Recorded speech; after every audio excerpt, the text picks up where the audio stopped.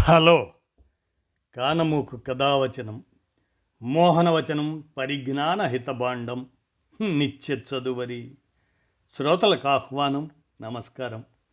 చదవదగునెవరు రాసిన తదుపరి చదివిన వెంటనే మరువక పలువురికి వినిపింపబూనిన అది ఏ పరిజ్ఞాన హితబాండమవు పో.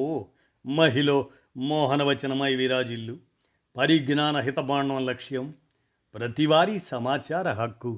ఆ స్ఫూర్తితోనే ఇప్పుడు మార్పును స్వాగతించండి అని అంటూ ఈ అంశాన్ని మన కానమోకు కథావచన శ్రోతలకు మీ కానమోకు స్వరంలో అవగాహన నిమిత్తం వినిపిస్తున్నాను.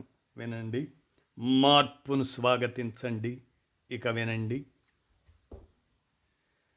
తల్లిదండ్రులను రోజు చూడగలగడం, అనుకూలమైన భర్త భార్య ఉండడం, చెప్పిన మాట వినే పిల్లలు ఉండడం, అప్పులు లేకపోవడం, మన అవసరానికి తగిన డబ్బులు ఉండడం, ఏది తిన్నా అరగించుకునే తత్వం శరీరానికి ఉండటం, మన కోసం తాపత్రయపడే స్నేహితులు ఉండడం, మనల్ని 10 మందిలో గౌరవించటం, ఇవే అష్టైశ్వర్యాలు.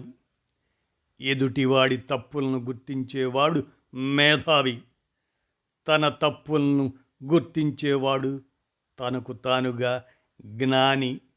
నేడు మేధావులకు కొదవలేదు, కానీ జ్ఞానుల ఉనికి కానరావడం లేదు. అర్ధరహిత మాటల కన్నా అర్థవంతమైన నిశ్శబ్దం చాలా గొప్పది.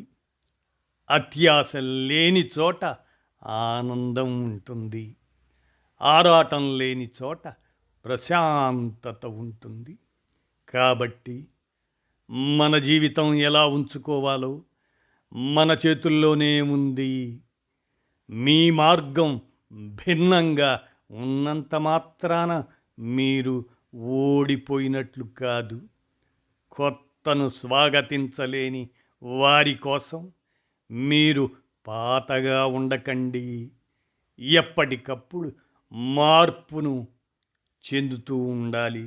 ఆ మార్పును స్వాగతిస్తూ ఉండటమే జీవితం. ఇదండి. మార్పును స్వాగతించమని మన కానమోకు కథావచన శ్రోతలకు మీ కానమోకు స్వరంలో ఈ అంశాన్ని వినిపించాను. విన్నారుగా. అవగాహన నిమిత్తం ధన్యవాదాలు.